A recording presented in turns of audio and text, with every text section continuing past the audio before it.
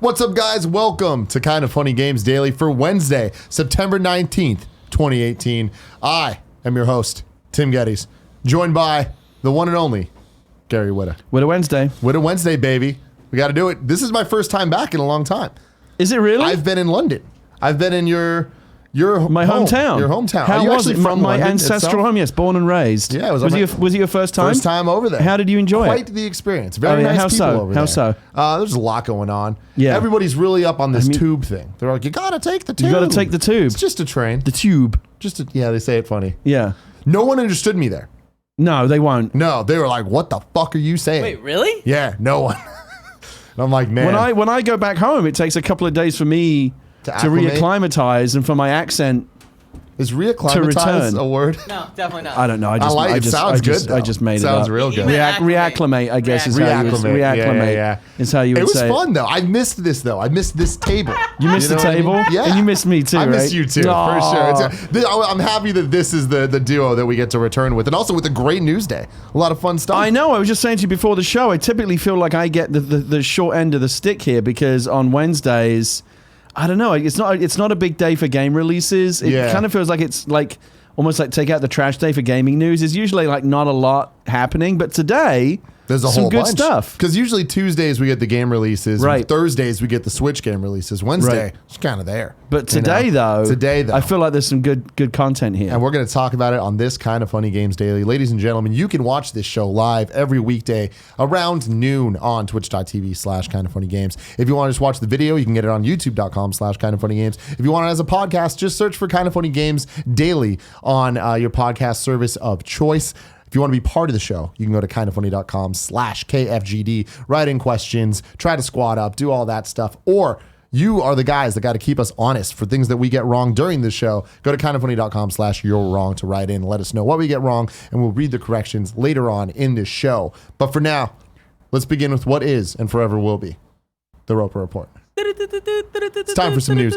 We got 6 stories today. A baker's dozen. Thank you for that, Kevin. Also, we're brought to you by MeUndies and Loot Crate, but we'll tell you about that later. I wanted to start with the PlayStation Classic news, but you wanted to do something a little bit different. You got Nintendo Online on the mind. So I was excited. I mean, I'm definitely excited about the PlayStation Classic news. And there's no doubt that's the top story. It's the top story. But before we get to the top story, this is almost like a little prelude. A little aperitif. Yes. Appetizer. Yes, an appetizer to get into that. Joe Medforth writes in and says, "Hi, Tim and Gary. No, not 1 week since I wrote into Gary and Andrea to help explain the inability to play games you buy on the eShop on another Switch console. Nintendo has granted Gary's wish. But as is often the case with Nintendo, there's a catch. Because the monkey's paw of Nintendo. Because of the 6.0 Switch update, you can now log in using your profile on another person's Switch and download any games you bought from the eShop for them or yourself to play as a non-primary account. However, if the primary account user starts to play the same game on their own system simultaneously, it pauses the game on the other Switch, stopping the non-primary account from continuing to play." Right. Gary and Tim, what are your thoughts on this and how it compares to the ways Sony and Microsoft handle their versions of game sharing? Thanks for all you guys do, and a wonderful Whitta Wednesday to you both. So I woke up this morning and my Twitter mentions were off the charts. Which is usually a bad thing. Yeah, it's never good. My initial reaction whenever I see like I've got like more than 50 mentions, and this morning I had like over 100. Yeah, I was like, what did I tweet something last night what have I done? Like, did I cross the line somehow? Yeah. Like some joke that I thought was funny at like 11 o'clock last night and this blew up overnight, and now I'm done with Twitter. Time to quit. It wasn't that, fortunately. It was a good thing. I feel like that day's coming. Yeah, eventually. Keep your eyes tuned to twitter.com/Gary Whitta. I will fuck up direly eventually. But for right now, it was simply the fact that because I had expounded numerous times here on KFGD about wanting to be able to have the same account on more than one Switch so that you can play games simultaneously on them in our household. Nintendo had announced that you can. That was my big hope for the Nintendo Online, the 6.0 update, and they have in fact done that. And so it was basically a bunch of people going very kindly, "Thank you, best friends. Hey Gary, look, they gave you the thing that you wanted." And the only caveat is, you can't play the same game at the same time on 2 different consoles, which is not going to be too much. For me, the problem was when the new Pokemon Let's Go game comes out, my kid is going to be obsessed with that and is going to want to be playing it a lot. So she's going to want the Switch, which means no Switch for me and my wife, which is no good. So the plan was to buy her the Pokemon Switch, the new one. Are you going to play Pokemon? Am I going to play Pokemon? I mean, it depends on this new one. Have you played Pokemon before? I've tried over the years to get into it, and it's never quite... I think the last one I bought was one of the 3DS titles. I tried. I thought, let's give this Pokemon thing a try. Couldn't get into it. Okay. And I played it when Pokemon Go first blew up. Yeah. I was walking around like everyone else, catching Pokemon. Yeah. But it didn't stick. I think this one's going to get you hooked with this one might. Because you get to play together. Oh. That'll be fun. You can do co-op. See, that would be perfect. So I'm glad that they've added this feature, and I did download the firmware last night and had my first experience. I did so you get a 7-day free trial, and then it's what, $3.99 a month, which is pretty Something cheap. like that. $20 a year. I think it's $35 for a family account of up to 8. So it gets pretty cheap. What I saw was what I saw was 7 days free trial, and then your credit card gets charged $3.99 a month. And for that, you get your online play, which is kind of a trick move because we got that anyway. It was quite sad. There was a story yesterday. It was the last day of free online play on Splatoon 2. And there were a lot of people in the little plaza, where you can draw little messages and graffiti little messages to one another. There are a lot of people saying, "Bye, guys. I'm done with Splatoon 2. I can't afford to pay for online." There's nothing more sad than that. I know. And there were some really horrible people in there going, "Ha, goodbye, poor people," and things like that. Oh my God. It was horrible. What a world we live in. It was horrible. Fucking but internet. there are a lot of people kind of saying goodbye because, it doesn't sound like a lot of money to you and me, but there are people out there, plenty of people, that is an additional expense that they cannot justify. The argument was made, I believe it was Patrick Klepek over at Waypoint made the argument that they should have grandfathered in Splatoon 2 as a special case and made all the games going forward. Maybe architecturally, from a system point of view, it's difficult to do that. It's either free or it's not. But for whatever reason, there are a lot of people out there that were used to playing Splatoon 2 that now had to pay $4 a month. Because Fortnite is still free, so some games... Wait, Fortnite is still free now? Yeah. Fortnite does not require an online connection. Or, sorry, it requires an online connection. Doesn't require Nintendo Switch Online. Yeah. So I guess they could have done it. They chose not to. It's kind of sad. So to be able to say, okay, one of the things we offer you with Nintendo Switch Online is online play. Yeah. Again, is kind of a dick move because, well, we had that anyway for free. If you remember, pretty much Xbox was always paid to play online. Xbox Live always had an extra fee. PlayStation used to be online, then they made you pay for it, and now Nintendo's done that as well. Well, you had it good for a while. But it was going to be the plan from the beginning. It was supposed to be paid from the get-go, but they fucked that up for whatever reason. Well, so the good times are over for people that enjoy free online. But so you got it last night. And I downloaded it last night, and I went straight to... So just for people that aren't clear what you're going to do, when you download it, the NES library that is the big feature, what Ars Technica called Netflix, which I thought was quite nice because it's this big a la carte library of games. It's not immediately... I thought it would just pop up right in the UI immediately. It doesn't. You have to go to the eShop and download the app that has that Nintendo NES library in it. So you go grab that. It's a free download. You pay for your... you sign up for your 7-day trial or whatever. You have to put your credit card information in because it's going to auto... If you don't cancel within 7 days, it will auto... It won't just elapse. It'll start charging you. But started playing it. I can't remember how many games there are, 20 odd games, all the classics, Mario 3, Dr. Mario, Zelda, Excite Bike, Ghosts and Goblins, all your favorites. I can't remember Tecmo Bowl. I can't remember exactly how many there are. 20. But it's very much very much similar experience to, if you bought the NES Classic. In fact, it's an interesting point, I think, that Nintendo are potentially somewhat cannibalizing their own market here. Like, why buy an NES Classic if you're going to get this through the Switch? And also, this is so cheap. It's super cheap. So damn cheap when you really... What is this? Just get in there. Just hit me up, find that vein. Yeah, I need it, man. Give me more. I need Super Nintendo. M64. So, very it is as advertised. We played, my kid and I played a little 2-player Super Mario Brothers last night. It has some of the same options as the NES Classic. 4x3 or pixel. I'm not quite sure what the difference is between 4x3 and pixel perfect. Pixel perfect is like how it used to look on the smaller CRT TVs. Okay. Just with modern stuff now, it's like it you're stretching the amount of pixels when it's in just. But weren't old TVs 4x3 as well? They were, but just because of the way that like resolution works and the size, the pixel perfect is exactly how many pixels Mario used to be. Whereas when it's bigger, they're adding pixels.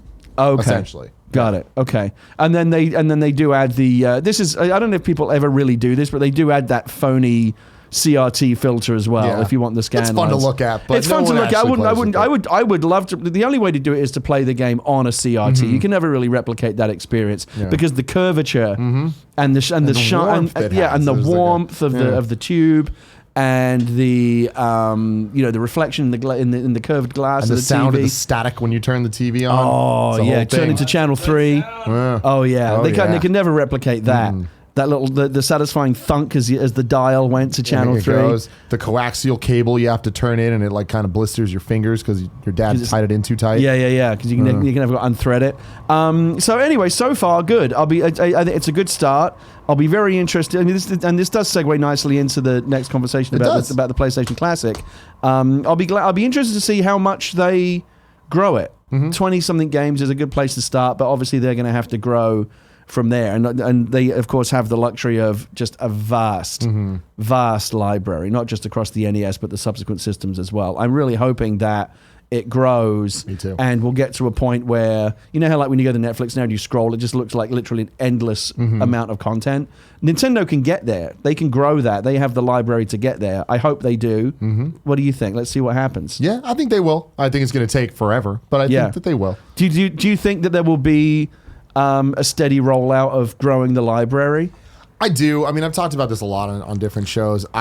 I know this might not be a popular opinion, but I stand by it. I think that the appeal of the Nintendo Switch Online service is this kind of virtual console replacement. Right. And the playing online, like that's great for Smash Brothers eventually when it comes out. And I know people like Splatoon. I'm not that big of an online player, so to me, it is kind of just looked at as a subscription service, and I'm more than willing to pay $20 a year to play all those NES games. Yeah. Not owning them all is kind of frustrating, and like how they're going to figure out like when they take some of those games off and replace it with others, that could get kind of weird. We'll have to see how that all goes when we get there, but I actually wish that the service cost more money because that would give me more faith that they're going to add a large quantity of games. You think because it's so cheap, it's never going to be that great? It's never going to be that great. And I can see them when Super Nintendo comes having like different tiers of online services, and that's going to piss a lot of people off. Right. But I'd be totally down to pay $50 a month if it meant I got to play. Oh, so like if you want access to the Super NES library as well, now there's another tier where it's like $4 or $5.99 a month, maybe. Yeah. Interesting. And that's the type of thing that I think. Well, Netflix offers different tiers. That wouldn't be too far. It wouldn't be unprecedented. Totally. And I think that is the only way we're ever going to get GameCube games. Right. On the Switch, and if that's what it takes, I will gladly pay for that to get Smash Brothers Melee. How do you think this will affect the hardware line that is now becoming established? They've got an NES Classic, a Super NES Classic, and we're waiting for Game Boy. We're waiting for N64 and GameCube to have classics. There's a lot. The first couple stories of today's show all kind of blend together a bit with this question, but I feel like they all simultaneously serve different audiences and the same audience. Right. The NES Classic and all that stuff, those are as much collector items as they are used to actually They're novelties. Play. People sometimes buy them just to have them. Exactly. So with all of that, this is just an additional service that most people that own Switches are going to use this if they're hardcore about playing games. Right. Because it's the only way they'll be able to play online, but also this is the only way to play these games portably on the Switch, right? And that, I think, has a lot more playability and functionality than the NES Classic, which is, for all intents and purposes, just a fun little novelty gimmick item, nostalgia trip, right? Yeah. So, and I think that when it comes to PlayStation and all that, it's kind of a similar story where it's not a this or that. It's not like because there's the NES Classic, we're not going to see the games on the Switch. We're seeing that to be true now, right? Let's get into the PlayStation news. Let's do because the PlayStation is the new news. The actual news. This comes from the PlayStation blog. Today, we're excited to announce that we're bringing back the original PlayStation experience in a new miniaturized version, the PlayStation Classic. It really is crazy. I want it! The console will come preloaded with 20 classic titles, including fan favorites such as Final Fantasy VII, Jumping Flash, Ridge Racer Type 4, Tekken 3, and Wild Arms. Tekken 3! The mini console is approximately 45% smaller than the original PlayStation, and it emulates the original's look and feel by featuring similar controllers and packaging. Longtime fans will appreciate the nostalgia that comes with rediscovering the games they know and love, while gamers who might be new to the platform can enjoy the groundbreaking PlayStation console experience that started it all. All of the preloaded games will be playable in their original format. Available for pre-order at select retailers across the United States and Canada, each unit will also come with an HDMI cable to connect to the TV, a USB cable, and 2 controllers for local multiplayer with compatible titles. The controllers are not the DualShock, they're the original PlayStation controllers, so no analog sticks. PlayStation Classic will be available for $99 on December 3rd, 2018, which is the original launch date. You just blew my mind with a little bit of historical trivia there. I forgot the original PS1 controllers weren't DualShocks. They didn't have the analog sticks. Interesting. That's what we're getting here. Did the DualShock... Remind me, did the DualShock come in at some point during the PlayStation 1, or was that a PlayStation 2 innovation? Yeah, PS1. It came with the Ape Escape, which was only... Oh, shit. You can only play that with analog sticks. Right, and then, right. Yeah, games like Metal Gear Solid used them to great effect. Right. Yeah. It's hard to imagine it is a time before thumbsticks. And it's kind of a weird choice for them to do this, but I get it. It fits with what I was saying earlier about They probably have to do it to keep the price down. down as well. I mean, the price isn't that down, is it? $100? That's pretty high. Isn't that? But that's comparable with the NES and the SNES Classic, right? No, isn't it? NES was $60. Was it? Super Nintendo. Can you do a check, Kev? I think it was $80 though. I feel like once you're under that, once you're in under $100 though, for a lot of people, especially around Christmas time, that's viable. Yeah. Like NES $60. Okay, and what was the Super NES? I believe it was 80 from our conversation earlier. Okay, so this is definitely pricier. Yeah. Lunar 83 80 is correct. 80, okay. Yeah. Lunar 83 writes in and says, I have a couple issues about the PlayStation Classic. I feel it's a little overpriced, especially considering both Nintendo Classic consoles are under $100. Also, why would they use the Classic moniker? Thanks for all you do. Couple things. Let's start at the back of this. They've used the Classic monitor because they've had PlayStation Classics has been a thing for years on the Playstation 3, PlayStation 4. Yeah, Nintendo doesn't have a trademark on the word and Classic. Also, it's clear what they're doing here. They're trying to cash in on the success that Nintendo had with the NES Classic and the SNES Classic. Right. And I think that's a very smart idea. $100. It's a lot of money. But I don't think that it crosses that line of being unacceptable.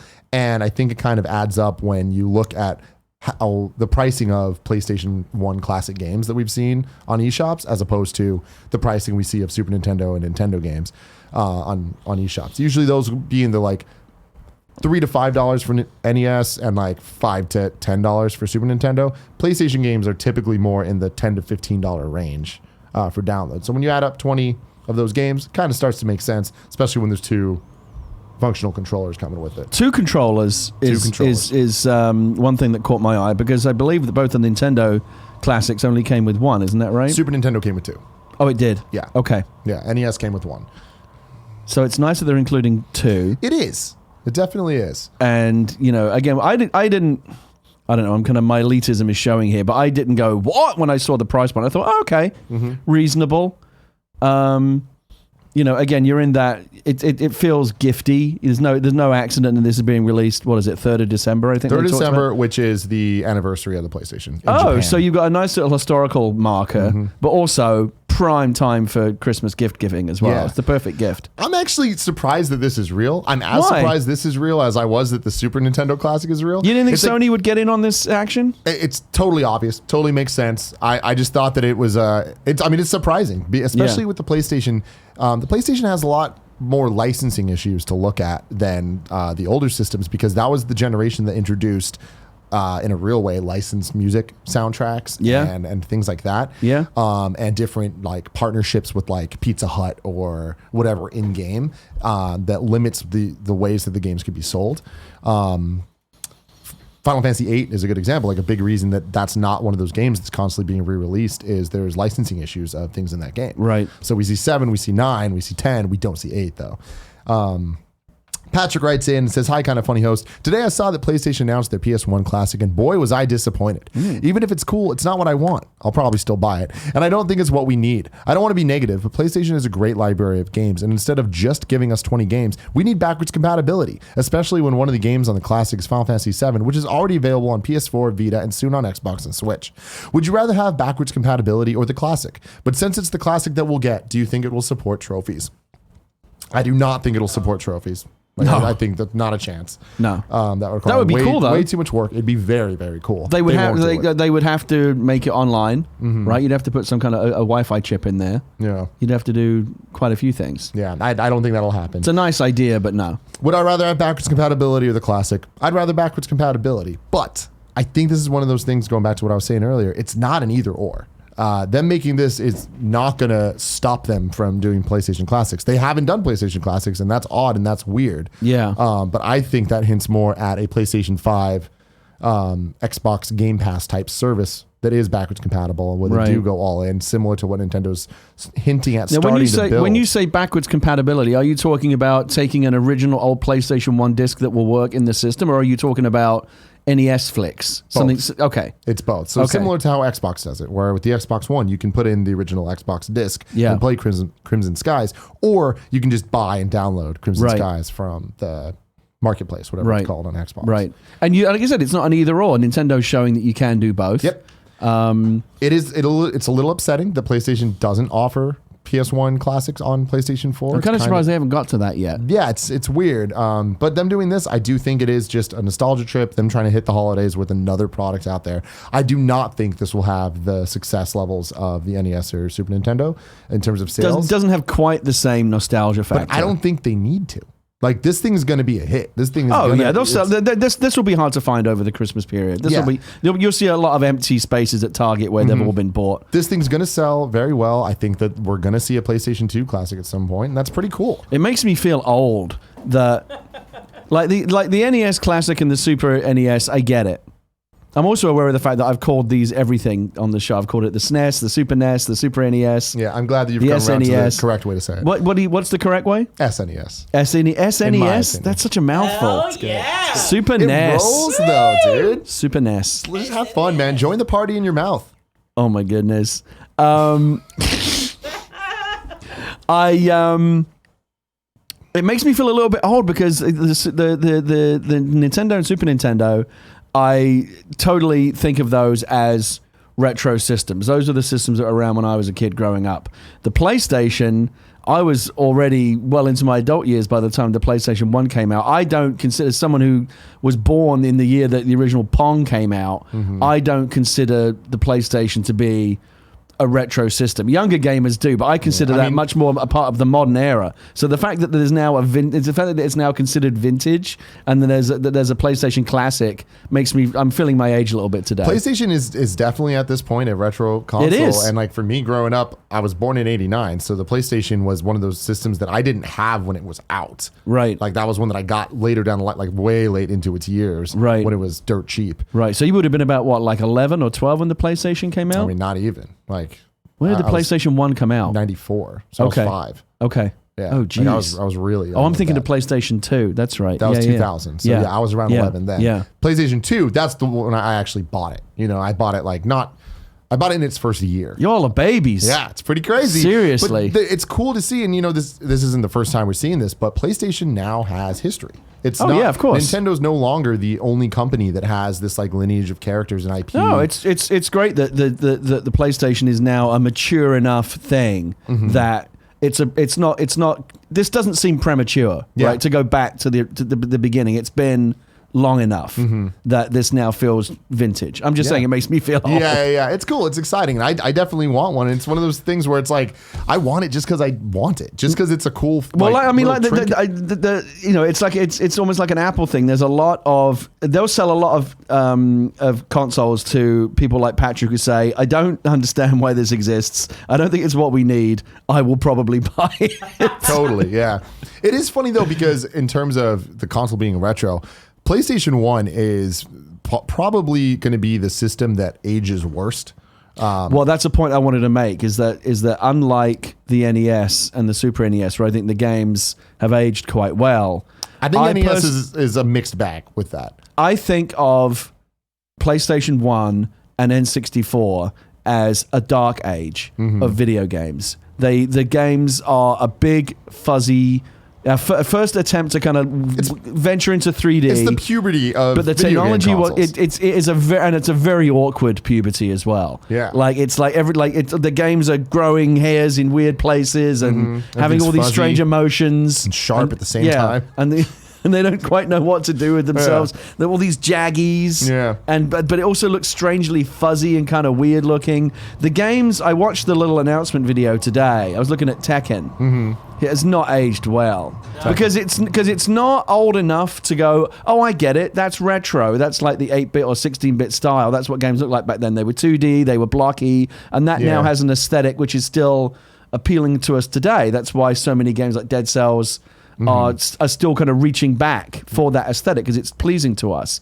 No one's trying to recreate the look of the PlayStation 1 or the N64 because those games look shit now. They look terrible. I watched the announcement trailer and there was a fun to it for me. You're right, they look horrible. But seeing Tekken, seeing Ridge Racer, I was like, I'm excited to get my hands on these for 5 minutes and then put it down. That's what it'll be. And again, for me, it doesn't. It's too new to have that nostalgia itch. But for people in their 30s.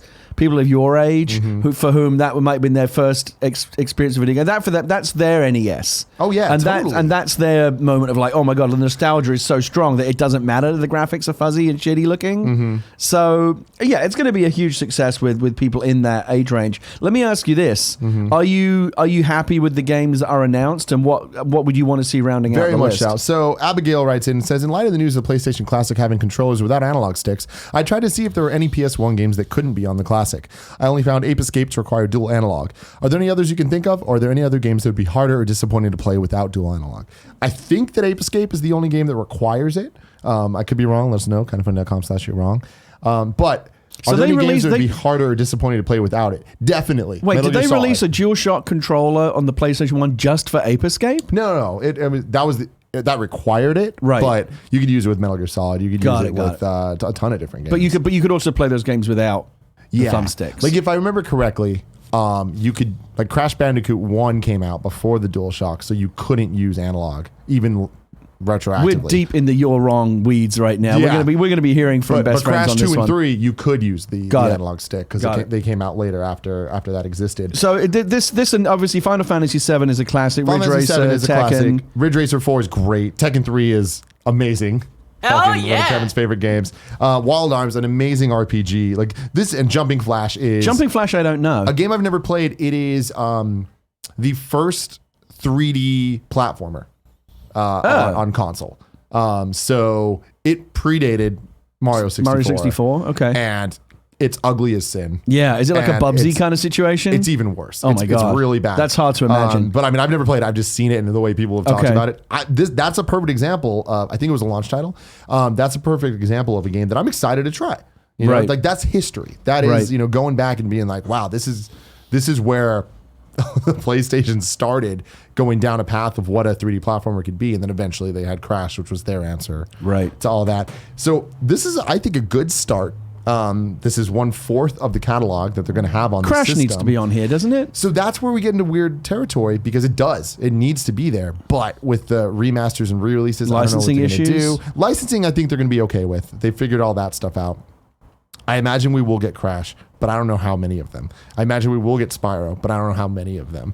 And that's where the PlayStation's library gets kind of interesting. Like I was saying with a lot of licensing stuff. But if we're getting Final Fantasy 7, I kind of doubt we're going to get Final Fantasy 9 on there. And we're going to get, I imagine, Siphon Filter, but not all of them. Like when you're limited to 20 titles, I think there's going to be a lot more franchise representation than we see on the NES Classic. What's a title that when they announce the final 20, it's not on there, people are going to say, well, how can you call it a PlayStation Classic? Metal Gear Solid. Yeah, I think that's right. That's going to be tough though, right? Do you think they can do that? I think they can. I think they'll figure it out. Okay. I mean, they better.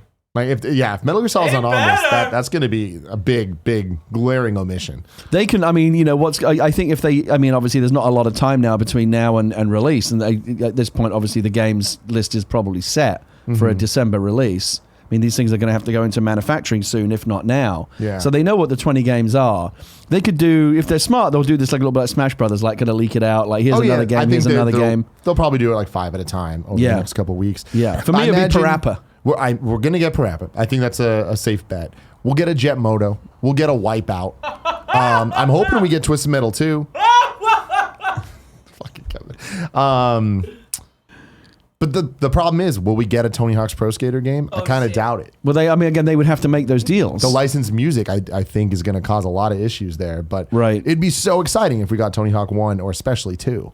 What I would love, and this is a pipe dream, this would never happen, but I would love it if they would put a Wi-Fi chip in there so that you could connect online and maybe there was the opportunity to download packs and get more games down the road. No, it's going to be a sealed box. Yeah. The only way that that's going to change, and this is an interesting question, is if you remember with the Nintendo consoles, the classics, people modded those in really interesting ways. Yeah. Like I have a friend who's a hacker, and he took my Super NES Classic and modded it and put my NES Classic and put a bunch of other shit on it. Yeah. And now I've got a bunch of other shit. It's going to be interesting with PlayStation though, because unlike Nintendo and Super Nintendo, which are super tiny ROMs. Yeah, PlayStation ROMs are much bigger. They were CDs. That was brought up today. There was a lot of like cinematics and music files on it that can really bump up the file size. Yeah, so it'll be interesting to see how much RAM is on this thing and how much reserve is in there. I don't think there's no SD card there's a USB.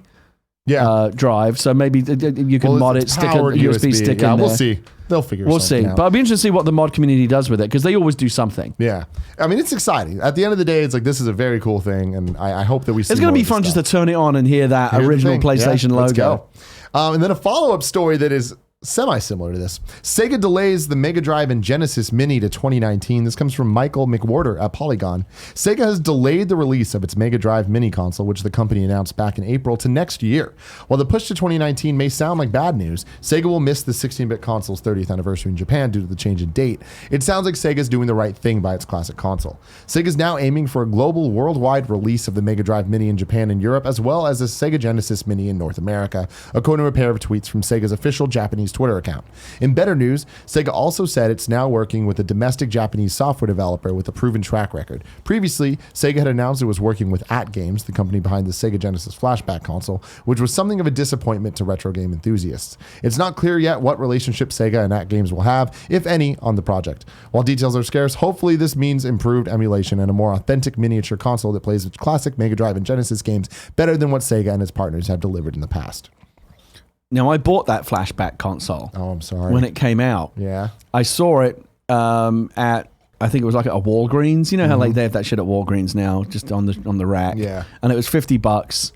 Genesis flash. You see these Atari. I think they're up to like 8 or 9 flashback Ataris now. And you see these other ones. And they always have the shitty controllers with the turbo buttons on them. All this unnecessary cheap ass controllers. I bought because again it was an impulse buy. It was like $50. Whatever.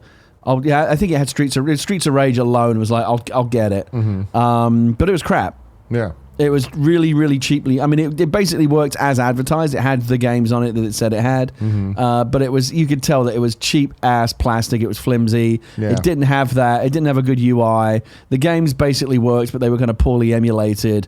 I'm glad that we will now, though delayed, see a version of that which hopefully is more authentic and more respectful to the lineage of Sega than the flashback version was. Yep. Totally agree. Stay tuned for more. Next story, Red Dead Online info has been revealed by Rockstar. Today we're excited to announce Red Dead Online, a new online connected experience set against the backdrop of Red Dead Redemption's 2 enormous open world. Red Dead Online is an evolution of the classic multiplayer experience in the original Red Dead. Blending narrative with competitive and cooperative gameplay in fun new ways. Using the gameplay of the upcoming Red Dead 2 as a foundation, Red Dead Online will be ready to be explored online or with friends and will also feature constant updates and adjustments to grow and evolve this experience for all players. Red Dead's planned for launch in November 2018, initially as a public beta, with more news to come soon. As with most online experiences of this size and scale, there will inevitably be some turbulence at launch. We look forward to working with our amazing and dedicated community to share ideas, help us fix teething problems, and work with us to help develop Red Dead Online into something really fun and innovative. Access to Red Dead Online is free to anyone with a copy of Red Dead 2 on either PlayStation 4 or Xbox One. I think it's great they're already getting ahead of it. They're just like, it's nice. It's refreshing to hear them say, yes, there will be problems, because there always are. Why not admit it? Yeah, so that's great. John Ryan from IGN did an interview with the Rockstar team and asked Imran Sawar, the director of design at Rockstar, what the reasoning behind the online not launching with the game is.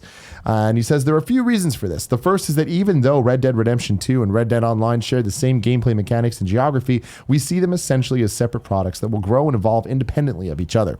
We love story-based single-player games, and they are the foundation of everything we do. Red Dead Redemption 2 is an absolutely massive story-based game that we hope people will be lost in for a long time, and we wanted people to experience everything that the world has to offer before we build on that with the online experience. Not to mention, playing through the story and getting to know the controls and mechanics of the game is the best way to get ready for playing inside the world of Red Dead Online. Also, as we have learned from experience when launching online games at this scale, there are bound to be a few issues, and we want to ensure that we have time to gradually roll out the game and make the experience as smooth as possible for everyone. We believe this way of rolling out will give people the best overall experiences with both single and multiplayer. According to Rockstar's senior producer in the San Diego office, Josh Needleman, Red Dead Online will combine the team's favorite elements from Grand Theft Auto Online with all of the elements we liked from the old Red Dead Redemption multiplayer. I mean, my life is over, basically.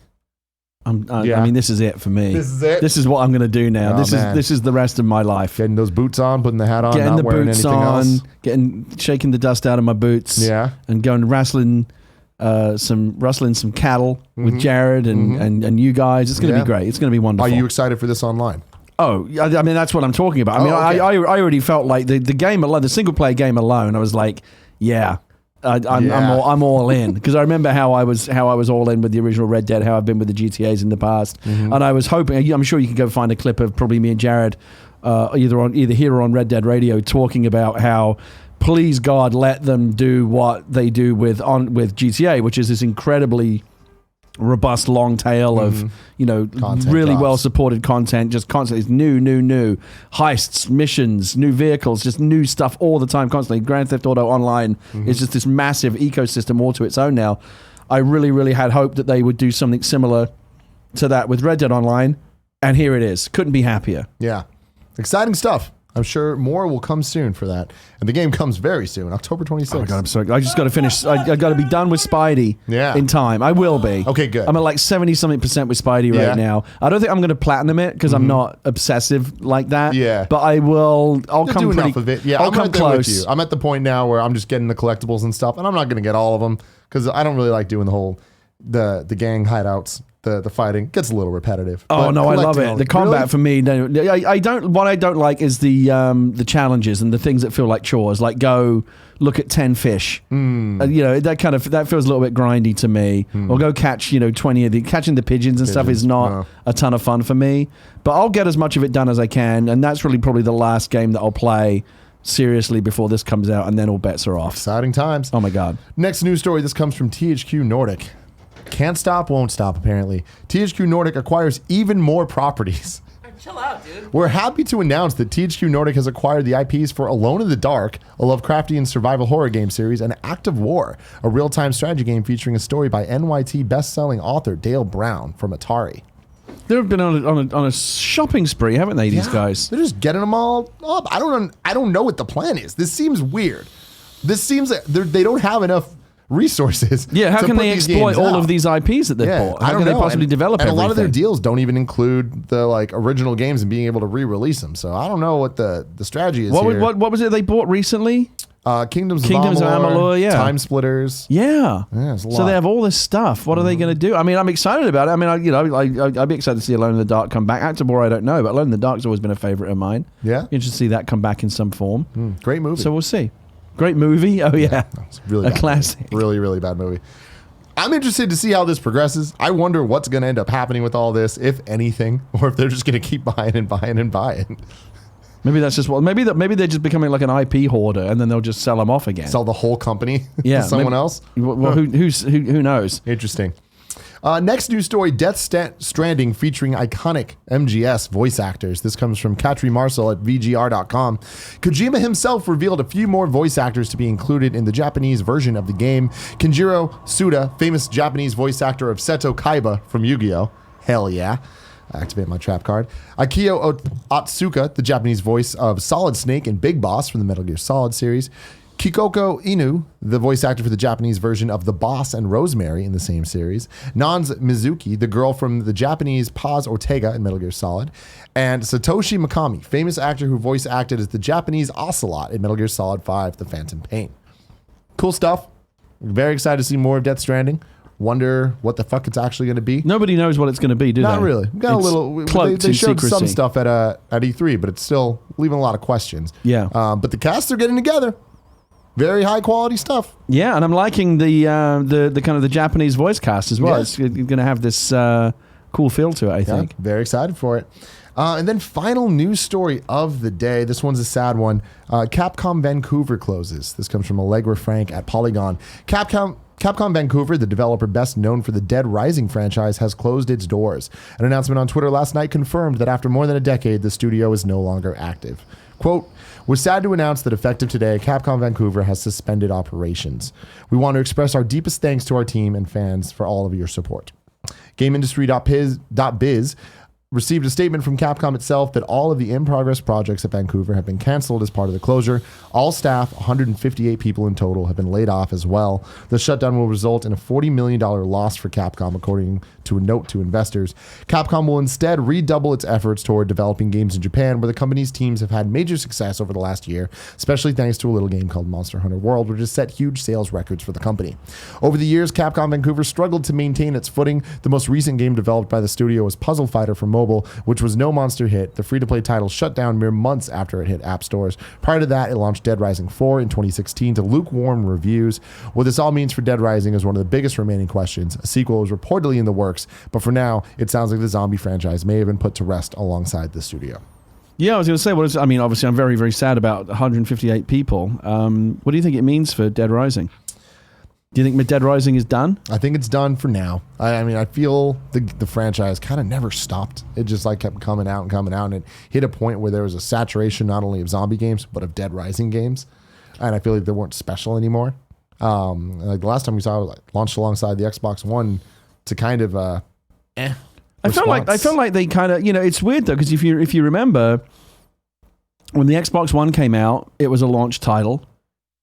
The Xbox always held it up as here's one of our big, exclusive franchises, and now it's, Xbox is already struggling to say, look, we have these things at a time when when Sony is killing it with Spider-Man and all these other exclusive titles that make you want a PlayStation. You got to ask yourself, well, what does Xbox have that makes me want an Xbox? Yeah. And they don't have a ton of stuff, but Dead Rising was one of the things that you can only play it here. That's gone. I felt like the one thing that Dead Rising did do to differentiate itself from all the others, and this is maybe part of the argument, is there's so many other zombie games out there right now, it's hard to distinguish yourself. I feel like the one thing that they did do is at least, it had that more tongue-in-cheek tone. It was fun. Yeah, it was more fun. Funny, arcadey. Not everything has to be State of Decay, Days Gone, it's like that super grim Walking Dead. This isn't that fun kind of vibe. At least Dead Rising made it fun. I'm sad to see it go, and I hope that the 150 plus people that got laid off will land on their feet. I mean, that's really the crux of the story here is a lot of people out of work, which is always super sad. Definitely very sad. I imagine that we'll see Dead Rising again, but it might not be. They might need to lay fallow for a while. You think? It might not be for a very long time. But if I want to know what games were coming out to mom and pop shops today, Gary, where would I look?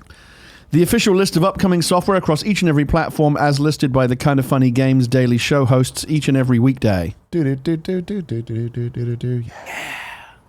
Felt like you could have given that a bit more. I coulda. You know what I mean? I'm still working out. I'm back on the show tomorrow. I'll bring the heat then. Out today, Hover on Xbox One, League of Evil on Xbox One, and Siegecraft Commander on Switch. Do we know anything about any of those games? No. You want to pull one of them up, Kevin? I'm good. Pull up League of Evil on Let's take a look at League of Evil. Let's check it out. When I don't know what any of the games are, I always think it's worth a quick 30 seconds just to examine a trailer and see what we're talking about. Hover, I don't know what. Sometimes it's fun to guess. What do you think Hover is? Hover is... Are we doing League of Evil or Hover? Let's do League of Evil. Let's do League of Evil. Because we asked for that one first. Okay. Yeah. Hover, I imagine, is... I don't know, a shitty platformer. My guess is some kind of puzzle platform type thing that has a hover mechanic at its central core. League of Evil. Man, I'm having trouble finding it, guys. You Really? can't find anything on League of Evil? I mean, I just. Any of these look right to you? No. This Yeah. game. You know what? That is not a good sign for your Yeah. game. When your game is out today, and when you Google the title of the game and the platform, nothing comes up. Well, there's League of Evil on the Switch. Yeah, but like that doesn't feel right. League of Evil, the trailer, PS4, PS Vita. Yeah. Do we have this right? Yeah, that's the Yeah. same game. Oh, it's okay. So it's an 8-bit. All right, so here we go. Show the people. All right. All right. Okay. So it's a no. cutesy little platformer. Looks kind of hard. Can we look at Hover real quick? Because now I want to know the answer to that question. Now I must know. League of what- Evil kind of looks like old PC platformer games. Like Yeah. Windows 95 era. Yeah. Like old, like it's something you'd get on shareware. Yeah. Oh, wait. Is it a Wipeout kind of deal? Oh, shit. Hover looks kind of fucking cool. Hold on. What is this now? Hover, Revolt of Oh, Gamers. shit. Oh, It's like shit. Jet. Is it like Jet Grind Radio? Jet Grind Radio. What are we looking at here? The Revolt of Gamers. 9 playable characters. It has a Jet Set Radio feel to Whoa, it, right? it's third person or first person. This looks pretty damn cool. How did this get under the radar? It's probably not good. Yeah, maybe it's crap, but maybe it's not. Yeah, someone should. I mean, it obviously owes a huge debt to Jet Set Radio. Man. That's this- a game. this That's looks a franchise that needs to come back. Yeah, Would I you don't get know excited that if it they does. announced a new one? I would, but I don't think it needs to come There's back. a lot of fondness those are the out type there of games for it. those are classics, but like I don't think they're gonna age well in a modern world. You know what I mean? But a modern version of it could be great. I don't know. You're not excited I don't think about there's that? enough there. I don't Oh, think but there's the enough- music was great. Amazing. Yes. Bring Okay. back the originals. I'm down for that. All right. So again, another not a stellar day for game releases. It's time for reader mail. But let me tell you, this reader mail is brought to you by MeUndies. I love MeUndies. Wearing them right now. They got special Star Wars ones. I just noticed that Star Wars MeUndies. Yeah, Yeah, you should saw get that some the of other day. those. They're Maybe very I nice. should. Maybe I can get some free ones now. Maybe. I don't know how Let's that see. works. I don't know. But, We'll see. I'm good at getting free stuff. They are fantastic. They use a micromodal fabric, which is a full 3 times softer than regular cotton. I can attest to that. I love them very, very, very much. They're the only underwear that I wear. I'm wearing a MeUndies shirt right now, actually. This is a Let me feel MeUndies that. shirt. It's soft. I'm trying not to touch you. Just touch the shirt. Give it a little touch. Yeah, Give it a little touch. it's and it's like the same microfiber stuff. I got MeUndies socks. I'm wearing those. I'm all MeUndies out right doesn't now. aggravate your nips? Because No, that's the no, problem. no. That's always what I hate. They're treating them boys right. Okay, all right? good. Things, Good. I'm things glad. are good there. Them boys. MeUndies just launched. Them boys. MeUndies just launched a brand new membership. You can level up your top drawer with new MeUndies each month. Members gain access to exclusive prints that no one else can get. They get special member pricing on every product MeUndies makes, and you can switch styles or skip any month that you want. To get your 15% off the first pair, free shipping and 100% satisfaction guarantee, go to MeUndies.com/gamesdaily. That's MeUndies.com/gamesdaily. Do it. You will not regret it. It's totally worth it. And also, this episode is brought to you by Loot Crate. What was the last loot gaming you received? What was in it? And what did you love? Here's the thing. Loot Box, long storied history with us at Kind of Funny. They send us it all the time. My brother loves it. His desk is just covered in all of this Loot Crate stuff. Right, Kev? Yep. Do you love it? I really do. You love the t-shirts? Yeah. Yeah? What's your favorite thing about the Loot gaming? The loot gaming? Mm-hmm. I wasn't prepared for that question. I was ready to tell you about another thing that I got. I got the little Futurama ship. It's like a miniature of the ship. Uh-huh. So cool. It's sitting on my desk right now. You can get a surprise assortment of official exclusive gear collectibles featuring Marvel's Spider-Man, Sonic the Hedgehog, Doom, and Metal Gear Solid. What is Loot Gaming? It's a monthly subscription box delivered direct to your door with exclusive video game collectibles, apparel, and gear. Loot Gaming curates and designs everything themselves. You can't find these items anywhere else, no matter what you geek out about. This one's for you. Over 30 million crates sold. Loot Gaming Crate is a curated collection of items from the best video game franchises. The September crate has 4 incredible franchises, including Spider-Man, Sonic the Hedgehog, Doom, and Metal Gear. Guaranteed t-shirt in every crate. Loot Gaming packs $60 of value into each crate for less than $30 a month. You can't lose. Loot Gaming also offers 16 other awesome crates from WWE to anime. Subscribe now and give yourself a birthday present every month.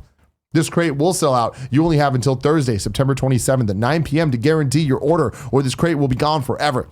Get the best surprises each month from the largest geek and gaming subscription company, Geek Out in Style with Loot Gaming. Subscribe now by going to lootcrate.com/KFMS and enter code KFMS to save an exclusive 15% off your subscription. Subscribe now We're going to lootcrate.com/KFMS and enter code KFMS to save an exclusive 15% off your subscription. Reader mail time. EdyTKing writes in and says, with the recent release of Spider-Man and God of War within the same year and the fact PlayStation has been crushing it this generation, is it safe to say that we're in the golden age of PlayStation? It's good times for PlayStation owners, isn't it? Mm-hmm. I mean, and I speak as someone who has always had historically a bit more of an affinity for Xbox, largely because I just prefer the controller. And I grew up liking, I would say grew up, I'm too old for that, but always enjoyed some of the exclusive Xbox franchises more so than the PlayStation ones. Mm-hmm. But, as someone who now has both systems, I got to say, I play my PlayStation more than the Xbox. I really do. Yeah. I really do. I think it's really safe to say that this is the golden age of PlayStation gaming. Yeah. Like, it's had some great moments. Obviously, PlayStation 1, so many classic games, especially if you're into JRPGs. Yeah. And then moving forward from that, the PlayStation 2, I mean, it is, still the highest selling console of all time. And it's been a remarkable comeback because they had, the PlayStation 2 could easily be would have been considered the golden age at that time because they were just like, I don't know how many different games were released for PlayStation 2, but it was insane amount, a huge amount. And then PlayStation 3, kind of was that's where they stumbled. A misstep a bit, but I feel like PlayStation 4, they really came back, and in terms of the quality and quantity of exclusive titles available on the system, I don't think that we've ever seen. Well, I know we've never seen something at that level, and I don't know that we ever will again because this is a huge success. Would you not, if somebody came to you and asked you what console should I get, would you wouldn't hesitate to recommend a PlayStation over the Xbox? Definitely, yeah. And then in this day and age, there's just too many. I gotta say, even I might have to. Yeah. Damn, I know, right? And again, I say that as a quote unquote Xbot, as I've been called in the past. Yeah. I still prefer the Xbox controller. I still prefer the Xbox UI and the UX, and I just generally prefer their ecosystem. Mm-hmm. And there definitely are a couple of exclusive Xbox things that I'd be sorry to see go. But yeah, at this point, if I had to hold on to one, most of the games that I care about are multi-platform anyway. Red Dead's going to be wherever I am. Mm-hmm. I do think there's Xbox One X has a slight tech advantage. The games it's that not are slight. It's a big one. Yeah, it's good. The games are going to look. I mean, I'm going to get Red Dead on the Xbox One, no question, because it's going to look better. If you want to play the 4K discs, I still think it's ridiculous that an Xbox, PlayStation 4 won't play a 4K disc. It's madness to me. So madness to me. Makes no sense at all. But yeah, at this point, if someone came to me and said, which one should I get? I'd break it down for them. I'd say, look, if this is important, get this. If that's important, get that. But all things being equal, yeah, at this point, it's probably the PlayStation. Yeah. I mean, especially if you don't have a PlayStation 4 and you can get, which I was at in London this week at RTX London, and a lot of the Rooster Teeth people I was hanging out with, I mean, they've been Xbox people forever. A lot of them didn't have PlayStation 4s, and they bought it for Spider-Man. I was actually surprised. Oh, that's a system seller. Totally. But I was surprised by how many people this late in the game still didn't own a PlayStation 4 at all. Right. And now they have it, and now they get to go back and Uncharted 4, Last of Us Remastered, because they didn't even have PS3. I saw Detroit, God of War. It's crazy. Oh my god, yeah, Detroit's great. God of War. It's been a really, really terrific year for PlayStation. I think definitely Horizon. I would say Horizon. I mean, that was last year, right? Yeah, but still, I'm just saying. But still, the last 12 months have been pretty astonishing. I would definitely say, if they gave out this award, I would say PlayStation 4 is probably platform of the year so far. I don't know. Forgetting if are there any big platform exclusives yet to come before the end of the year, or is everything multi-platform on Xbox? Now? On either. Rest of the year. I think it's just. I think it's like Call of kind of Duty and Red already. Dead. Most of the big ones are all the multi-platform ones. But yeah, I mean, I saw a lot of people in my social feed responding to, because obviously the Spider-Man tweets have been off the charts. Everyone's going crazy about the game because it's so good. Everyone's loving it. My wife is addicted to it. My kid is swinging around New York, loving every minute of it. It's just such a great game. Red Dead, we'll have to wait and see about Red Dead. But as of right now, I would say Spider-Man has a good shot for Game of the Year over God of War. I didn't play enough of God of War to have an intelligent opinion on that. I think that by the end of the year, God of War is probably going to win most of them. Yeah. We have to wait and see about Red Dead. I think Spider-Man's going to be in the conversation. It will definitely in the conversation. It's going to be a contender. And I saw a lot of people in my social feed saying, to your point, damn, I guess I got to finally buy that PlayStation. It's moving systems, I think. Yeah, crazy. Saucy Biscuit says, I'm so glad you guys are back together because I've got some Nintendo questions for you guys. The most recent Direct gave us a lot of amazing announcements, but no real context. Will Luigi's Mansion be in a hotel? Will Tom Nook be the main focus of Animal Crossing? I'm excited either way. My real question is, where are the announcements we were expecting? Will we get another Direct this year that focuses on the new Pokemon game, Metroid Prime 4, and more Smash Bros? Would love to hear what you guys think. I wasn't expecting to hear about the next Pokemon game or Metroid Prime 4 in this Direct. I don't think we're going to until next year. I think the closest we'll get is Game Awards. We might see Metroid Prime 4. Okay. I think that's a safe bet that Game Awards we're either going to see Metroid Prime 4, Bayonetta 3, or both. Will there be another Direct this year? Yes. I think we'll get 2 more Directs this year. Okay. I think that one will be Smash. Really focusing on whatever that other mode is. Yeah. Announcing the final characters. Yeah. And going in hard on that one last time. And then I imagine that we'll get another kind of holiday update Directs that... you don't think they'll do like something Pokemon centric? I mean, that's their biggest thing. Well, yeah, Pokemon's coming in November. Yeah, there might be a Pokemon Direct. I mean, there's a lot there. They've got the hardware bundle. They've got the Pokeball controller. They've got the 2 different versions of the games. About it all. Like all that. I don't know. But they haven't shown that much of Pokemon Let's Go, have they? They have. They've been releasing a lot of trailers. Okay. Like that's the type of game that they'll obviously give a huge push, but I don't think that there's much more that needs to be revealed about it. Like, right. We kind of know what the game is at this point. Right. It's a Pokemon game. Yeah, but with Let's Go features that have already been pretty much well explained. So okay, we'll see.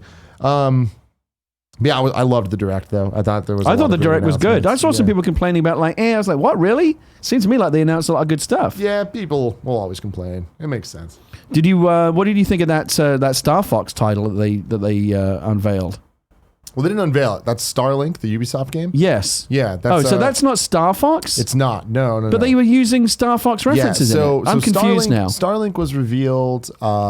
Not this E3, but last E3. Okay. It's a Ubisoft game that it's like Toys to Life. You buy these little ships and you can use them. Right. And it's a Star Fox type game. At Ubisoft's conference this year at E3, they revealed that Star Fox is playable and that you can get the R-Wing as a ship in it. Right. And then at this Direct, they showed that Star Wolf is in it and that there's actually a lot more Star Fox presence in the game than people anticipated. So it's not a Star Fox game, but it's got Star Fox elements. Yeah. Okay. Yeah, which makes the game relevant to people. I do have to give props to Nintendo for the way they ended that Direct. I thought it was the most brilliant kind of like one more thing. I loved it. Such a great bait and switch. You go to Animal Crossing. Oh my God, Animal Crossing. Mm-hmm. Animal Crossing is coming to the Switch. But wait, hold on. No, we're just going to announce that Isabelle is going to be in Smash Brothers. And you kind of go, oh, okay, well, I guess that's cool, but at the same time, I really wanted Animal Crossing Switch. And then boom. But wait, no, you're getting Animal Crossing Switch as well. Brilliant. I brilliant. I thought a lot of people, or I heard a lot of people saying that like it kind of killed the hype for both announcements. And I'm like, you guys are crazy. They gave us something different. It made it more than the sum of its parts. Totally. I thought they did it brilliantly. Yeah, I love the way they handled that. I totally agree. All right, time to squad up. Ryan T from Tennessee writes in, his gamer tag is OneLastWord. He's playing on PC and Xbox. With Sea of Thieves Forsaken Shores coming out on the 27th, I'm still working to level up and get my sea legs back. So if anyone wants to try out the game or join a fellow sailor, let's team up. Maybe I'm missing something and it's popular under the radar, but is it just me or does it feel like Sea of Thieves kind of came and went? People are playing it. It's one of those games that's not this like massive hit, but it's definitely. But it seemed like that's what they were positioning it to be. I think it qualifies as a success. Okay. For them. Okay. Like, just from the amount of concurrence they have and the amount of people that are playing the game and talking about the game. I mean, they're supporting it. Here's some DLC. Yeah. Now it's time for You're Wrong. Let's see what we got wrong today. Dennis Lofgren writes in and says, Tim's description of the difference between the 4:3 and Pixel Perfect modes was a bit confusing.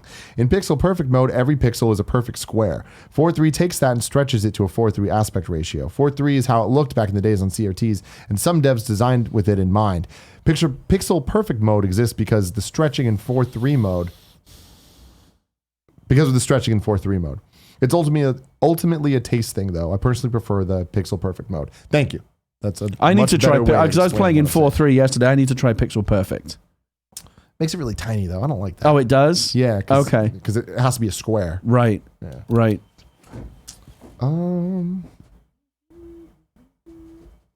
Kebabs writes in and says a bit of history. The DualShock had a predecessor in April 1997 called the Dual Analog, featuring analog sticks, longer handles, and concave sticks like the PlayStation 4 controllers. The DualShock arrived in November 97 and became the standard design for PS2 and 3. Interesting. He also says Ape Escape was the only PlayStation 1 game to require the dual analog controller.